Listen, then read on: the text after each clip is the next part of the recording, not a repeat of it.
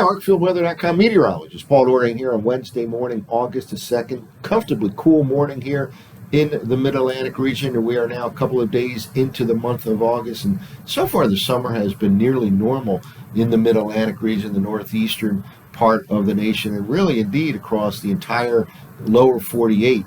The summer so far, meaning June and July, have averaged out to be nearly normal. That's despite some excessive heat across the southwestern states, no doubt about it. Places from Texas to New Mexico to Arizona, Phoenix, Arizona, for example, have had some very, very hot weather, but it's been balanced out by cooler than normal conditions across the central and northern plains. Even the Midwest and northeastern states have experienced some cooler than normal air masses over the past couple of weeks. And it looks like the next few weeks, as we progress through the month of August, will continue to feature numerous cooler than normal air masses dropping into the U.S. from Canada, likely reducing dramatically the chances for sustained heat in much of the nation. And that's not necessarily true across the southern tier. Southwestern states, for example, certainly can have some sustained heat over the next few weeks, but we will continue to have these nice air masses dropping into the U.S. from Canada over the next few weeks. And by the way, that also continues a relatively active weather pattern where we have cooler than normal air dropping from the north and west. It'll end up clashing with a lot of that heat down across the southern tier of the nation. We'll kind of focus in on the activity coming up over the next 5 or 10 days or so. This is a map of the surface temperature anomalies for June and July. Really, the meteorological summer is kind of defined loosely as beginning on June 1st, and basically the months of June, July, and August. And so this is the two-thirds of the summer, at least the meteorological summer. Again, beginning on June 1st, going all the way through the month of July, we average out less than half a degree from normal. This is 0 plus 0.49 on a nationwide basis. Here we're talking about the continental U.S., but again, it's been very, very warm across much of the southern tier of the nation, especially down across Texas. By the way, Arizona, places like Phoenix, were excessively hot during the month of July, but June actually was below normal. So if you combine the 2 months, not all that far from normal, even in the southern part of Arizona. But a lot of the heat over the southwestern states, the south central states, have been kind of balanced out across the interior west, the central plains, and really all the way from California to the Carolinas. There's been normal to below normal conditions for these first 2 months of what we call meteorological summer. Again, nationwide, not all that far from normal.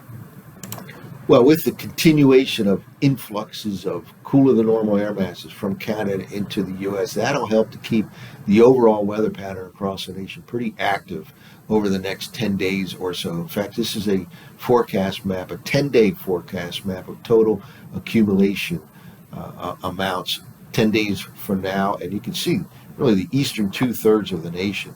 Decent amount of rainfall over the next 10 days here. This is from last night's zero-Z run of the GFS, the conventional version, the operational version of the GFS model. But all this purple here represents at least 2 inches of rain over the next 10 days or so, certainly encompassing much of the center and southeastern part of the nation, the Tennessee Valley, and all the way up across the northeastern states.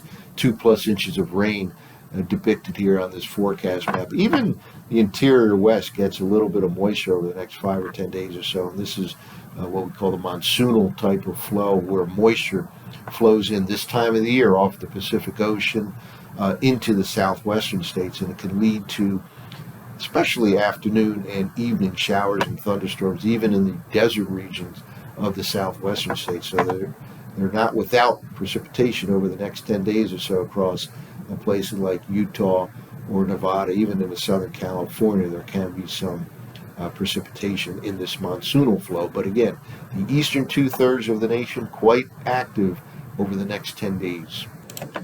Well, let's take a look now at the ensemble run of the GFS from zero-Z last night. What we're looking at are 5-day increments here.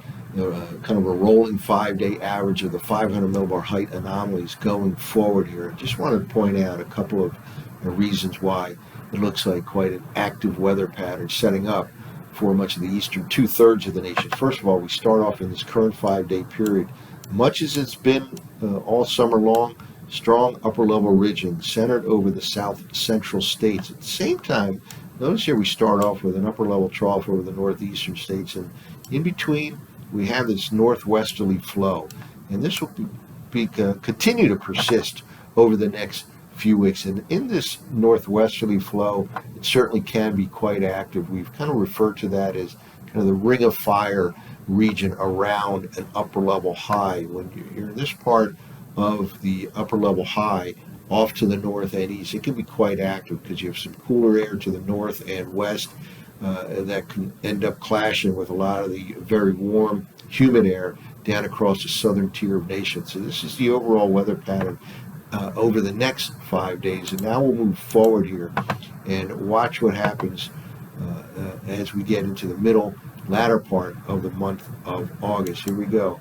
Moving forward here in kind of a continuation of a trough up north and that intense upper level ridge kind of confined over the southwestern states.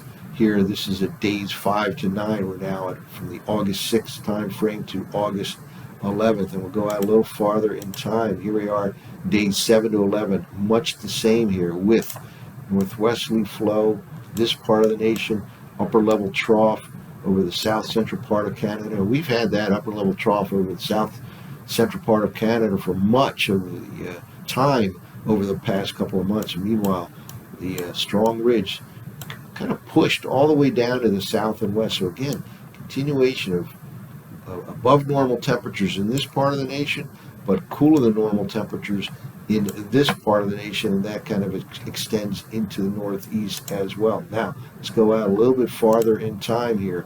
This is days 8 to 12, and finally days 9 to 13. This is August 10th to August 15th now, getting to the middle part of the month of August, and still the same sort of pattern here with that high pressure ridge centered over the southwestern states, west to northwest flow up across the northern tier, and kind of a sign of an upper level trough still situated over the south central part of Canada as we get towards the middle part of the month of August. Now, keep in mind that ensemble runs tend to smooth things out as you move forward in time because climatology tends to become more and more important in these ensemble forecasts as you move forward. So in other words, this, even though it kind of looks like a small area of below normal heights, this is pretty impressive for going all the way out to days 9 to 13 that you even see a reflection of an upper level trough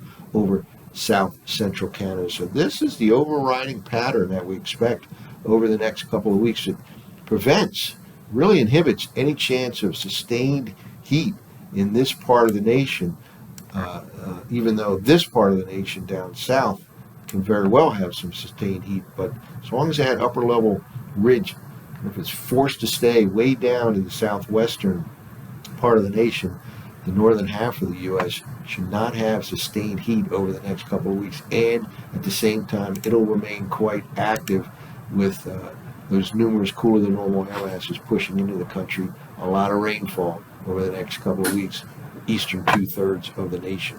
Well, let's see how the upper level height pattern reflects on the surface, on the 850 millibar temperature anomalies. This is the temperature anomalies as we begin the day here on Wednesday, August 2nd. Cooler than normal conditions, a very pleasant morning in the northeast, in the mid-Atlantic region, above normal conditions up across the heartland. Now, we move forward here and just want to point out the additional cooler than normal air masses that will be dropping into the U.S. from Canada. Here we go all the way into the upcoming weekend. Relatively close to normal, a little bit above, a little bit below across the eastern third of the nation by the time we get to the first half of the upcoming weekend. Again, the high pressure ridge centered over the southwestern states will continue the likelihood for a lot of heat down Texas, New Mexico, Arizona as we get into the weekend, but cooler than normal here across the interior Northwest. And now we move forward here into the latter part of the weekend, into the early part of next week. This is now next Monday. And notice quite a large area here across the heartland and the interior Northwest with below normal conditions, and up across south central Canada where that upper level trough gets reestablished. And then we move forward here, and a lot of this cooler than normal air drops south and east to the Great Lakes by the time we get to the middle part of next week. This is a week from right now, and again, much of the same part of the nation that has experienced cooler than normal air masses at times over the past couple of months will continue over the next couple of months. This is a week away, and quite an impressive area dropping from Canada into the northern part of the nation with cooler than normal conditions, but again down across the southwest, and really all the way extending from the southeastern part of the U.S. across the south central states into Arizona, maybe Southern California. A lot more heat on the horizon over the next 10 days or so. Well, let's wrap up with the surface forecast maps from last night's 0Z run of the GFS. Beautiful day in the Northeast. There was some more smoke and haze in much of the Mid-Atlantic region, the Great Lakes region yesterday from those Canadian wildfires, but very nice conditions today, rain-free conditions as well. Then it starts to get a little bit more unsettled by the time we get to late Thursday. Here we go into Thursday afternoon, Thursday evening. Certainly more unsettled conditions across the interior Northeast all the way down to the Tennessee Valley. Maybe a shower or thunderstorm across the Mid-Atlantic region late tomorrow into tomorrow night. Even better chance comes on Friday. This is Friday morning. And then by the time we get to Friday evening, we have low pressure, and there's a frontal system in here, right in this region right here, basically, at this particular time, moving in this direction. So there can be some, maybe even some heavy showers and strong thunderstorms late in the day on a Friday night. We'll have to watch for that right here. This is the Friday, late night Friday forecast map, and that low with its associated front will be at this time starting to clear the eastern seaboard out over the western Atlantic, probably setting the stage for another nice weekend in the Mid-Atlantic region, in the Northeast U.S. Lower humidity on Saturday, places like D.C., Philadelphia, New York City following the frontal passage, probably late Friday night time frame. Then we get into next week. Here we are on Sunday, and finally into Sunday night and Monday morning, and certainly more activity starts to pick up again early next week in the eastern half of the nation. And again, looks like the next 10 days or so will certainly see some more activity in the overall weather pattern, and a decent amount of rainfall over the eastern two-thirds of the nation. And watch out for some monsoonal moisture to continue across the interior southwest, and the excessive heat likely confined to the southern tier of the U.S., especially over the southwestern states over the next 5 or 10 days or so. That's it for now. For ArcfieldWeather.com, this has been meteorologist Paul Dorian.